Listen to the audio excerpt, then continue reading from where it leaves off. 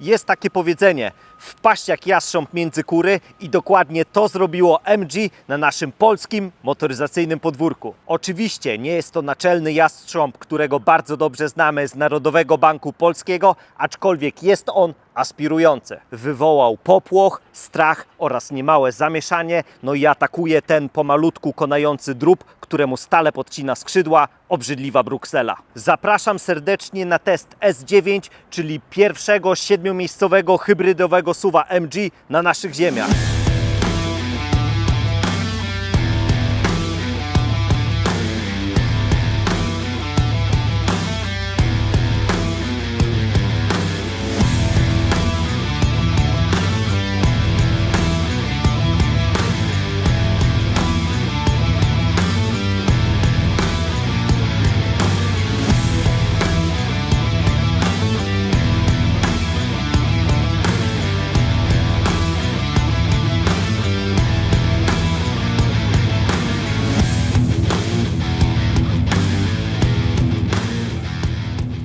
Sam pierw, jak zawsze, lecimy z zestawem ciekawostek barowych. SAIC Motor dość sprytnie i ostrożnie to rozegrało. Cofnijmy kartki z kalendarza do 2011 roku, kiedy miał miejsce wielki powrót MG na rodzime ziemię. Minęło kilka lat i dopiero pomalutku zaczęli ekspansję poza brytyjski rynek. Wedle ostatnich oficjalnych danych, jakie udało mi się znaleźć, to są obecnie w 34 krajach europejskich i mają 1300 punktów dealerskich, a w lutym tego roku pękł im jubileuszowy 1 milion sprzedanych aut. W 2025 roku opędzlowali w zielonej Europie ponad 300 000 aut, a to się przekłada na wzrost o blisko 30%, rzecz jasna względem 2024 roku. W tym modele przyjazne misiom polarnym, czyli hybrydowe, odpowiadają za 137 000 egzemplarzy. Chyba nie muszę mówić, że po raz pierwszy przekroczyli barierę 300, prawda? Zapytacie, Krzysztof, a jak im idzie w tym roku? Ano nie potrafię odpowiedzieć dokładnie na to pytanie, a to dlatego, że nie mamy jeszcze półrocznego raportu od producenta. Aczkolwiek mamy dane od ACA, od stycznia do maja włącznie, ale do tego worka cyfr wrzucony jest również wynik od Maxusa i mamy ponad 141 000 rejestracji, co przekłada się na wzrost o 11,6%, rzecz jasna względem analogicznego okresu roku ubiegłego, a szanowny udział w rynku wyniósł solidne 2,4%. W ogóle to nie sposób o tym nie wspomnieć, że MG zaraz otwiera fabrykę w Galicji w Hiszpanii, a konkretnie to w 2028 roku i jej moc produkcyjna ma wynieść około 120 000 aut rocznie. A teraz przenosimy się na nasze ziemię, tę ziemię. Dokładnie 30 listopada 2023 roku zadebiutowało MG w Polsce. Wiecie, ile mają obecnie salonów sprzedaży? Pieprzone 55 sztuk, które postawili w zaledwie 31 miesięcy. Czysty obłęd. A ile serwisów? Ano niewiele mniej, bo 54. Tutaj nawet najbardziej zagorzały malkontent chińskich samochodów, najmocniej przepraszam, brytyjskich, nie ma pola do ponarzekania w kwestii dostępności serwisów. Od stycznia do maja włącznie tego roku zarejestrowaliśmy 7168 sztuk MG, a księgowi odnotowali w swoich kajecikach wzrost o solidne 31%. A udział w rynku wyniósł 2,83%. HS szczególnie przypadł rodakom do gustu, awansował z 15 na 10 miejsce wśród najczęściej wybieranych modeli w Polsce. Zarejestrowaliśmy aż 3533 sztuki, normalnie depcze on po piętach rynkowemu bestsellerowi Volkswagena, mowa o modelu T-Roc. Gdybyście byli ciekawi, jak wypada MG w rankingu chińskich marek, to jest na samym szczycie podium. Srebro należy do Omody, brąz należy do Chery, a poza podium jest Zbuduj swoje marzenie oraz Jayco. Profilaktycznie przypominam, że klienci są skłonni wydawać coraz więcej forsy na chińskie samochody. Tegoroczna średnia jest to niemal 150 000 złotych, ale dość mocno jeszcze odbiega od ogólnej średniej rynkowej, która wynosi 187 000. Jaki rodzaj nadwozia najczęściej wybieramy z aut z państwa środka? Ano oczywiście w cudzysłowie jedyny słuszny, czyli SUV-y, które odpowiadają za niemal 91% rejestracji. A jakie wybieramy napędy? 32% to hybrydy typu HEV, 31% to hybrydy typu plug-in taki jak tutaj w S9, 27% to benzyna normalna rodzina, a 8% stanowią elektryki. Najlepszy hit to jest taki, jak się spojrzy ogólnie na ranking rejestracji nowych samochodów osobowych w Polsce. Jak wcześniej wspomniałem, w Chińczykach pluginy stanowią 31%, a ogólnie 8%. W Chińczykach elektryki stanowią 8%, a ogólnie 5%. Doprawdy rozbieżności są niesamowite. Jeszcze na trzecią nóżkę dodam, że od momentu wprowadzenia MG na nasze ziemię sprzedali już ponad 30 000 samochodów, a jubileuszowym egzemplarzem jest właśnie S9. I to jest koniec ciekawostek barowych. Kurza melodia. Patrzcie, cholera jasna, z czym my tu mamy do czynienia. W Polsce, nowy model od MG, a w Chinach ten wóz z innym znaczkiem nie jest już od roku produkowany. Aczkolwiek nie jest to odosobniony przypadek. Testowaliśmy już Chińczyki, które na rodzimym rynku były po liftingach, a do nas trafiały stare, spleśniałe, zacofane trupy. Tylko uprzejmie proszę, nie myślcie, że on jest tylko u nas oferowany. Jest normalnie dostępny w Wielkiej Brytanii, w Hiszpanii, czy też w Arabii Saudyjskiej, czy też w Rosji, z tym, że tam występuje pod inną nazwą jako Moskwicz M90 i ma inny zespół napędowy, aczkolwiek wszyscy dobrze wiemy, że tam nie ma misiów polarnych, jak u nas. Co można rzec o jego przodzie? Z pewnością, że jest agresywny. W zasadzie to chyba jest najagresywniejszy z całej gamy MG. Wzór przednich świateł LEDowych to odbicie lustrzane cyfry 7. Oczywiście zrobiono to na cześć 7-letniej gwarancji. Masywny grill bez cienia kompleksów wstaje do walki o miano największego w segmencie D, łamane na D-SUV Plus. Doprawdy ciekawie wyprofilowaną maskę. Mamy mocno zaakcentowane boki. Na środku taki ala celownik do łobuzów na hulajnogach elektrycznych. Na grillu mamy chromowane rąby rozciągnięte, które dobrze współgrają z dolną chromowaną masywną listwą, a po bokach mamy atrapowicze wlotowicze w towarzystwie świateł przeciwmgielnych. To jest naprawdę dobrej klasy cyrk. Widzicie, jaki mamy tutaj napis? Ultimate. Czy mamy taką wersję w ofercie? Odpowiedź brzmi nie. Mamy Excite oraz Exclusive. Zrobiłem małe śledztwo i co udało mi się ustalić? W Wielkiej Brytanii są wersje Comfort oraz Premium. W Arabii Saudyjskiej jest Standard, Comfort i Luxury i wersja Ultimate występuje tylko w Rosji, z tym, że tam jest przecież to Moskwicz M90. Doprawdy wysoce sobie cenię takie konsekwentne działania. Kolejne auto z elektrycznie wysuwanymi klamkami, a ja jak ta zdarta płyta będę powtarzał, że tragedia w użytkowaniu, tragedia w bezpieczeństwie, a ich działanie pozostawia wiele do życzenia. Całe szczęście, że Chińczycy od przyszłego roku nie będą sankcjonować tych rozwiązań i mam nadzieję, że ten trend pójdzie zdecydowanie szerzej. Patrzcie to. S9 opuszcza fabrykę na oponach Michałach w rozmiarze 245/50. Wóz stoi zawsze na tych samych 20-calowych felgach aluminiowych. Nie mamy żadnych innych do wyboru, aczkolwiek te w mojej opinii są naprawdę atrakcyjne.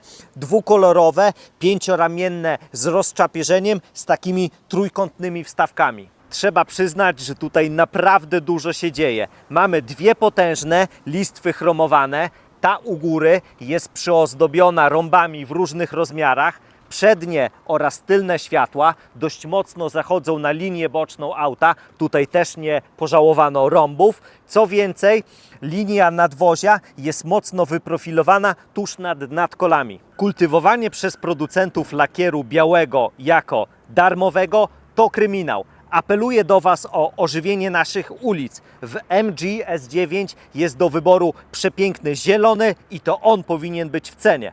Do wyboru jest jeszcze taka nasza klasyka, czyli czarny, szary oraz srebrny, tak jak tutaj, które uczciwie wyceniono na 2250 zł. Jak się spojrzy na gabaryty konkurencji, to MG S9 jest bardzo duże. Na długość mierzy prawie 5 metrów, na szerokość bez lusterek prawie 2 metry, na wysokość z relingami dachowymi prawie 1,8 metra. Z kolei wielebny rozstaw osi to ponad 2,9 metra. A jaki jest prześwit, to takiej informacji w cenniku nie znalazłem, aczkolwiek według wujka Google'a jest to równo 200 mm. Auto wnosi na wagę solidne 2160 kg, a więc jest to królewska waga ciężka. Ładowność to 557 kg. Jeden rabin powie, że jest to mała, a ja powiem, że ostatnio testowaliśmy chińsko-włoskiego SUV-a, również 7-miejscowego, którego ładowność to 407 kg, także tą wartość uznaję za wyjątkowo dobrą. Ostatnio tyle Chińczyków wpadło w moje łapska, w których hak to święty gral, że jak tutaj przeczytałem w specyfikacji, że on jest i weźmiemy z hamulcem 2000 kg, a bez hamulca 750, to aż normalnie przecierałem oczy ze zdumienia. Z 4 literami S9 to tak średnio się polubiłem, aczkolwiek światła LEDowe w kształcie poroża diabła są świetne. Miło wyodrębniono je z nadwozia, mają kształt nieregularnych rąbów, a nie taki jednolity pasek LEDowy. Z minusów to widziałbym wycieraczkę pod spoilerem dachowym, mogłoby nieco lepiej działać otwieranie klapy bagażnika za pomocą gestu stopą i wywaliłbym do kosza pełen pakiet atrapowicza, począwszy od wylotów powietrza, po atrapy końcówek układu wydechowego, aż po dyfuzor. A teraz zaglądamy do bagażnika, bo jest co oglądać, cholera jasna. Uda się, czy się nie uda? Oto jest pytanie.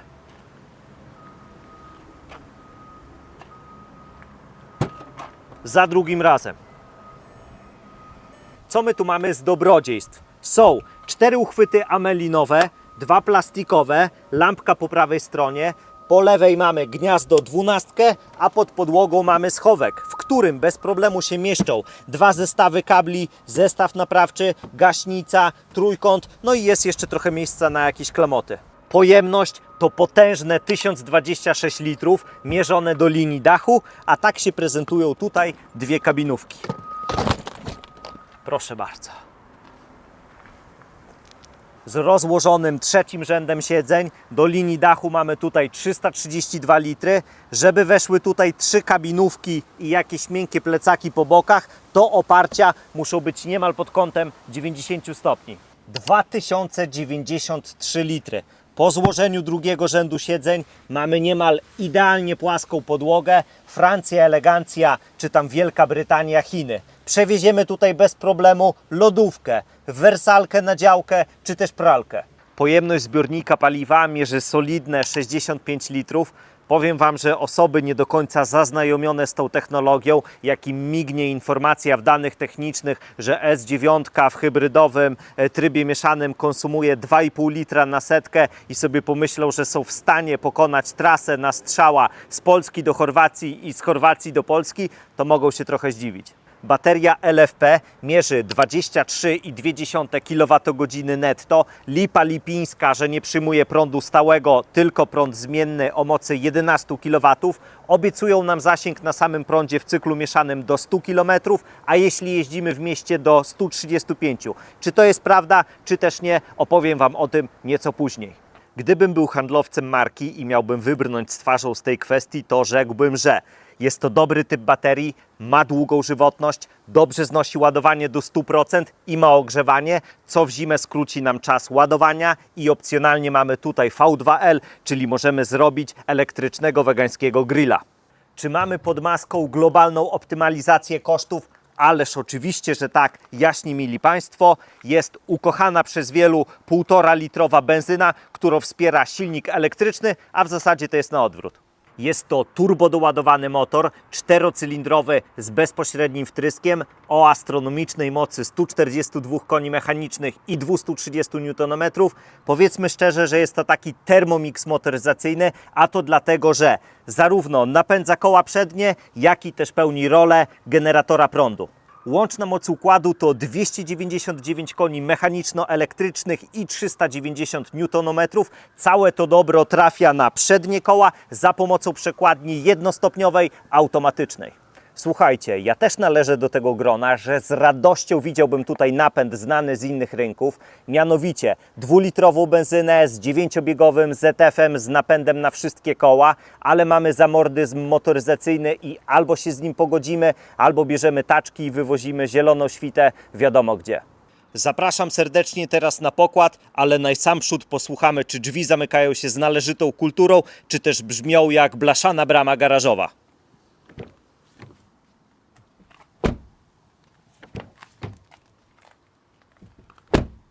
Oj, to nie drzwi, tylko wrota i dźwięk jest naprawdę satysfakcjonujący.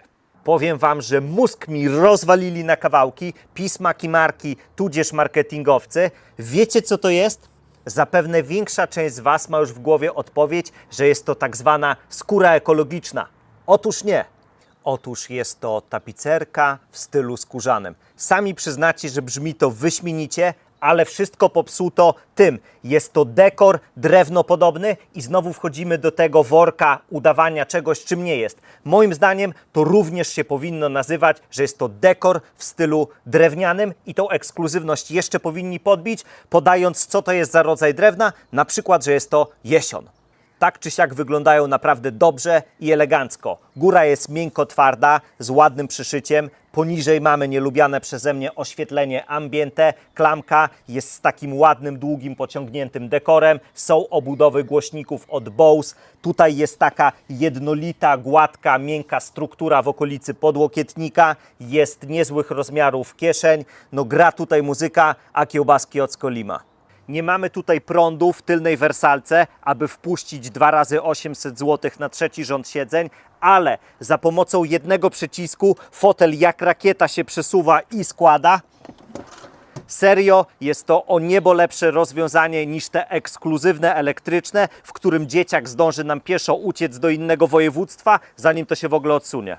Powiem tak, przy delikatnie przesuniętej do przodu kanapie, przy maksymalnie rozłożonych oparciach, tak że kastrujemy bagażnik, to 175 cm wzrostu siedzi tutaj jak księciunio.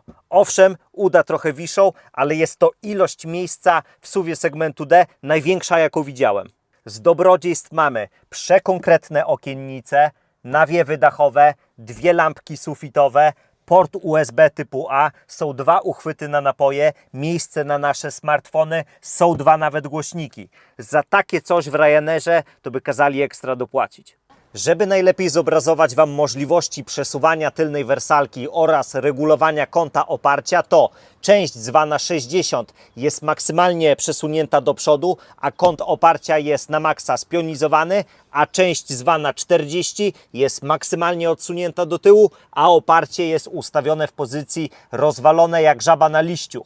W nawet tak niekorzystnym ustawieniu siedzę sam za sobą, jak widzicie, w miarę komfortowo. Co Wam, kochani, mogę rzec? Przestrzeń, przestrzeń i jeszcze raz przestrzeń. Jest tu jej tyle w każdej płaszczyźnie, że swobodnie mogą kury biegać i tańczyć. W ostatnio przez nas testowanym Jeturze T2 była taka wzmianka o luksusowym tylnym podłokietniku. Tutaj takiej wzmianki co prawda nie ma, aczkolwiek ten jest luksusowy do kwadratu. Oczywiście idąc ich miarą, no ale jakiś łobuz już go niestety uszkodził. Jest cudownie miękki, a za tą pokrywą wykończoną w stylu drewnianym mamy 2 uchwyty na napoje. Standardowo nie mamy przebicia do bagażnika, gdyż Chińczycy nie uznają takich rzeczy jak wygodne tutaj włożenie krokwi na budowę. Karny jeżyk to w zasadzie nie jest karny jeżyk. Siedzisko jest miękkie, zagłówek wysuwa się na odpowiednią wysokość, choć mógłby jeszcze oczko wyżej, ale to już jest takie czepianie się dla sztuki. Z dobrodziejstw mamy średnich rozmiarów okno dachowe, nawiewy dachowe, lampiony w towarzystwie uchwytów na ubrania, są oczywiście szyby w prądzie, estetycznie ukryte izofiksy na skrajnych siedziskach i są kieszenie w fotelach przednich, które są miękko wykończone. A w tunelu środkowym mamy sterowanie trzecią strefą klimatyzacji. Częściowo jest ona dotykowa, a częściowo fortepianowa. Tutaj na tych skrajnych zaślepkach aż się prosi, żeby było ogrzewanie dupska skrajnych siedzisk. Tak, nie ma tego na wyposażeniu, a szkoda. Poniżej mamy 2 porty USB typu C. Czy bezkluczykowy dostęp jest na pokładzie? Ależ oczywiście, że tak. Działa to na takiej zasadzie, że zbliżamy się do auta i wciskamy ten przepiękny staroświecki przycisk, który znajduje się zarówno na klamce kierowcy, jak i pasażera. Wówczas auto się otwiera. Jeśli kończymy imprezę, ta sama historia.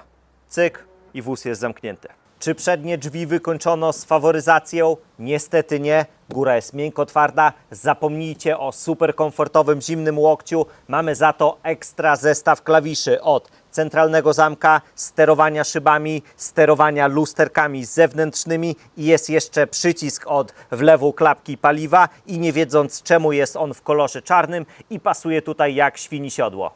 Fotele cieszą oko, są wygodne, mają miękkie zagłówki i nie mają absolutnie żadnego podparcia bocznego, aczkolwiek dla mnie to żadna wada, gdyż ja lubię bardzo babcine pufy. Są w prądzie, regulowane kierowcy w 8 kierunkach i lędźwia w 4, a pasażera w 6.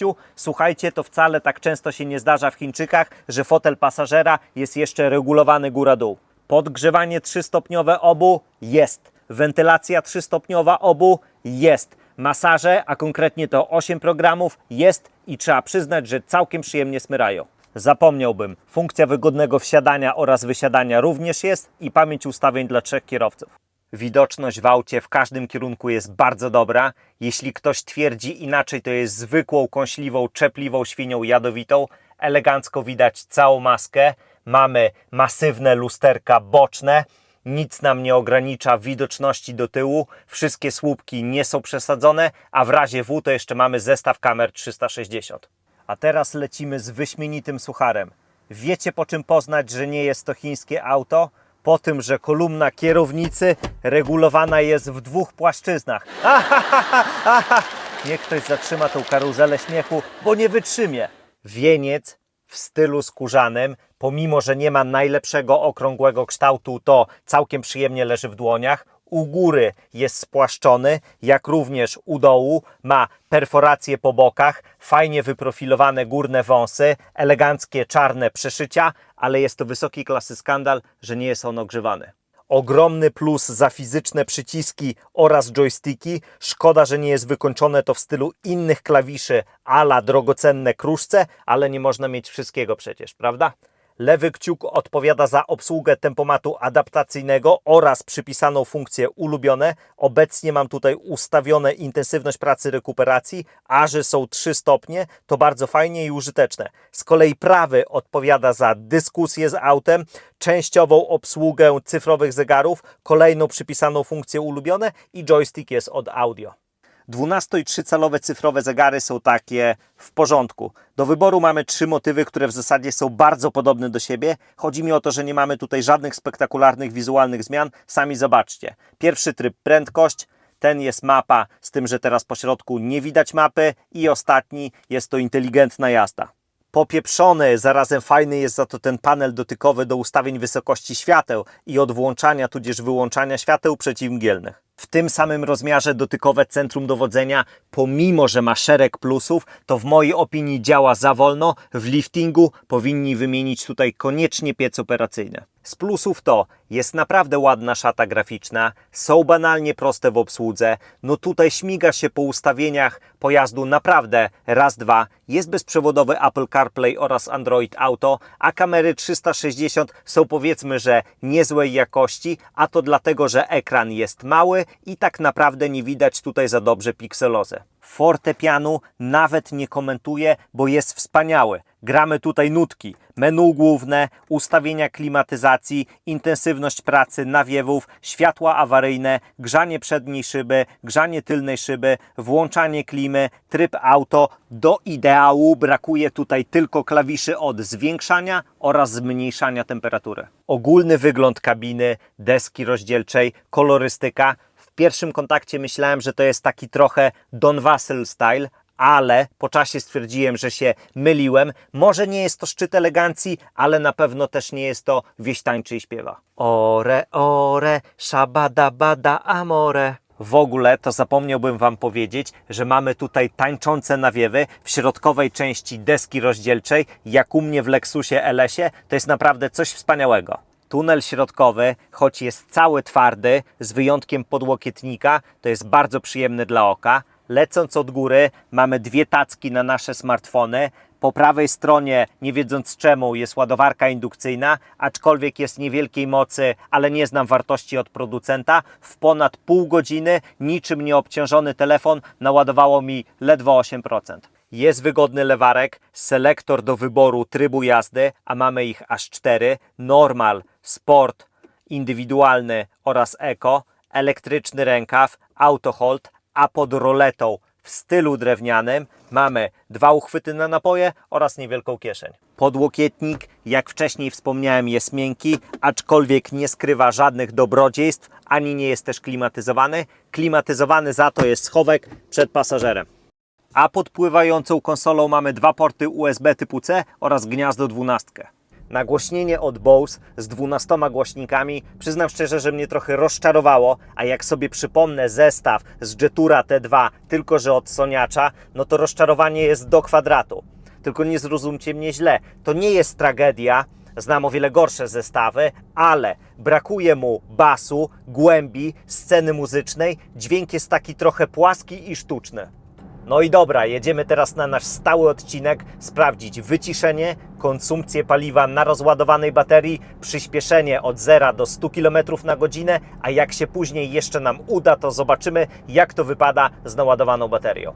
Przy 90 km na godzinę na tempomacie mamy minimum 59,4 dB. Standardowo, żeby sprawdzić, czy jest to bardzo dobry czy też kiepski wynik, zamieszczamy obok tabelkę z wynikami ostatnio testowanych aut.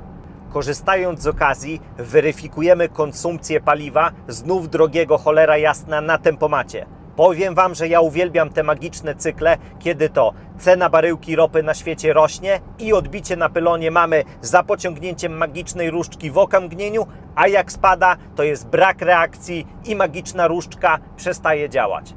No i dobra, pękła pomiarowa dyszka, konsumpcja paliwa to 9,5 litra na setkę w trybie HEV, a prędkości obrotowe w trybie skrzyni normal to 2300 obrotów na minutę. Producent obiecuje nam pierwszą setkę w 9,6 sekundy. Sorry MG, ale jak na 299 koni i 390 Nm nie brzmi to na papierze zbyt rewelacyjnie. Profilaktycznie przypominam, że mamy rozładowaną baterię i sprawdzimy 2 skrajne tryby Eco oraz Sport, żeby wiedzieć, z jaką kastracją mocy mamy do czynienia. Tryb Eco jest, klima wyłączona, trakcja również. No i dobra, jedziemy. O, start nie najlepszy, ale i uwaga, jest. W trybie EV mamy 9,82 sekundy, czyli tak naprawdę niewiele odbiega od deklaracji producenta. A teraz tryb Sport. No, nie było zauważalnie lepiej. I jest. Wynik to 9,63 sekundy, czyli dokładnie tyle, ile deklaruje producent. Dla formalności zobaczymy, czy jest jakaś różnica w trybie HEV, tryb Sport dalej i rura. Oj, chyba jest lepiej. Chyba jest lepiej. I stówka. Jeśli planujemy się ścigać spod świateł, to tylko w trybie HEV mamy wynik 9,39 sekundy. Dużo lepiej niż deklaracja producenta. Tryb Sport mamy nadal zapięty, tryb hybrydowy również i sprawdzimy takie porządkowe 80-120, czyli wyprzedzanie Toyociarza, ewentualnie samochodu ciężarowego. I rura.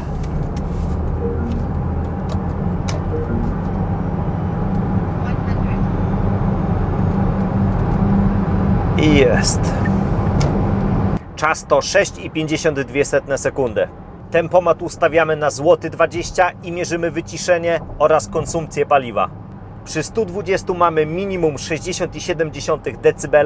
Powiem Wam, że powyżej 100 km na godzinę zaczyna być słyszalna okolica słupków A oraz nadkoli. Mają tutaj pole do poprawy. Zobaczcie, lecimy na drodze ekspresowej dwujezdniowej, gdzie ograniczenie jest 120 km na godzinę. Już dłuższy czas, a on cały czas nam wali, że tutaj jest dopuszczalne 50. Pękła pomiarowa dyszka, a konsumpcja w trybie HEV to 10,3 litra na setkę.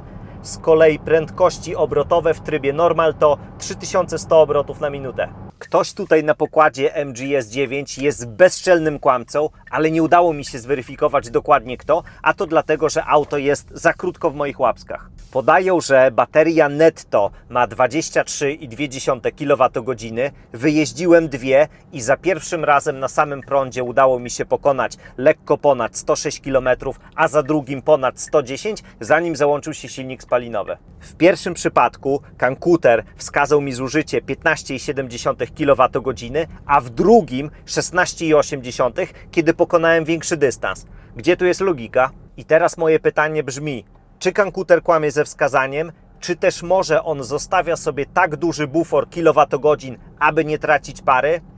Nie wiem. Ładowałem się z gniazdka w garażu i nie wiem, ile on finalnie prądu przyjął. Aczkolwiek przyjmując czarny scenariusz, że konsumuje 20 kWh, to ładując się w domu w nocnej taryfie G12 mamy 13 zł za 100 km.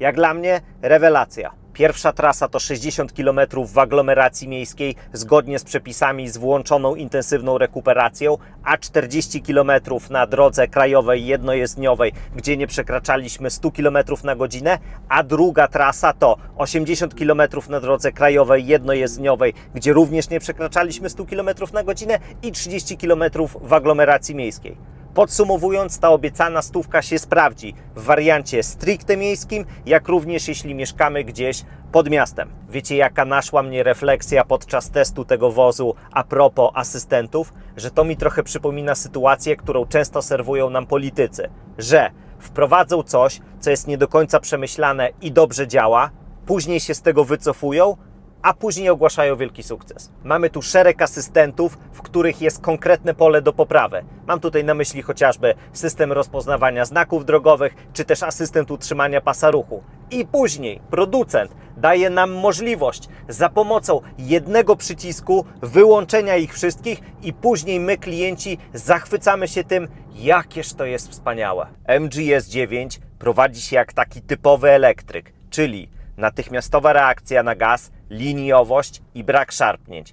On w zasadzie się zachowuje tak samo, kiedy wskazania baterii są takie, że jest rozładowana, z tym, że dochodzi nam dźwięk jednostki spalinowej, takie jednostajne buczenie. Mam świeże wspomnienia akustyczne z Fortinga S7, hybrydy typu REV, i tam jak się załączał silnik spalinowy jako generator prądu, to był zauważalnie bardziej słyszalny jak tutaj. Jeśli to zaburza nasze zen, to recepta jest bardzo prosta, którą niegdyś zaserwowali nam mechanicy. Dajmy radyjko ciut głośniej i niepożądane dźwięki znikną. A i owszem, czasami ta przednia ośka ma problemy z trakcją, ale powiedziałbym, że to jest na pograniczu dobrego smaku. Nie mamy tutaj takiego ordynarnego mielenia przednią osią i prymitywnej walki z trakcją. Ten zespół napędowy sprawia wrażenie, jakby był szybszy niż wskazania z urządzeń pomiarowych, a to dlatego, że ma dobrą reakcję, a w zasadzie powinienem rzec szybką reakcję. Widziałem opinię kolegów po fachu, że ta jednostopniowa automatyczna przekładnia przypomina tą ECVT od Toyoty oraz, że zawieszenie ma tutaj bardzo miękką charakterystykę pracy. Zdaje się, że nie wspominałem, że mamy tutaj taką klasykę. Z przodu kolumny MacPhersona, a z tyłu wielowahacz. Zgadzam się z tą opinią, ale tak tylko trochę. Tutaj jednostka jest zauważalnie słyszalna dopiero w wyższych prędkościach. Sami widzieliście, jakie ma prędkości obrotowe przy 120 km na godzinę, a co do zawieszenia, to powiem tak, jemu jest o krok bliżej do europejskich zawieszeń niż do tych Chińczyków, którymi do tej pory jeździłem, a było ich trochę. Chodzi mi o to, że wcale to nie jest taki plastelinian, taka wielka łajba, hej marynarze, przygotujcie się, bo będzie bujać w zakrętach i rozleje wam się rum. Prowadzi się zaskakująco pewnie, jak na ten gabaryt, i naprawdę nieźle sobie radzi z drogami gorszego sortu. Jak dla mnie ten zespół napędowy sprawia wrażenie dojrzałej konstrukcji, są w tym aucie inne aspekty do poprawy. Wiecie, jak idealnie mógłbym podsumować ten wóz? W zasadzie wklejając tylko jedno zdjęcie od producenta, w którym idzie para rodziców i 4 razy 800 zł, a w tle jest piękny dom z garażem i tanim prądem. Jest to bardzo poprawny, rodzinny samochód z potężną przestrzenią, który dopieszcza udogodnieniami kierowcy i pasażera i zresztą bardzo dobrze. Odnoszę wrażenie, że został stworzony z koncepcją codzienna rutyna, czyli praca Mordor, szkoła, przedszkole, zakupy i powrót do rodzinnego gniazda. Oczywiście nie jest pozbawiony wad. Królem autostrad to on z pewnością nie jest. Wielu klientom będzie doskwierać brak napędu na wszystkie koła, ale jak się na spokojnie poanalizuje, co ma do zaoferowania konkurencja, to MG S9 ma sporo argumentów na swoją korzyść. Śliczne dzięki MG Biacomex za udostępnienie auta do testu. Bawiłem się jak zawsze przednio, a Wam, drodzy widzowie, jeśli podobał się ten film, to koniecznie go podbijcie i zostawcie subskrypcję z dzwoneczkiem, żeby nie przegapić kolejnych produkcji. Sayonara!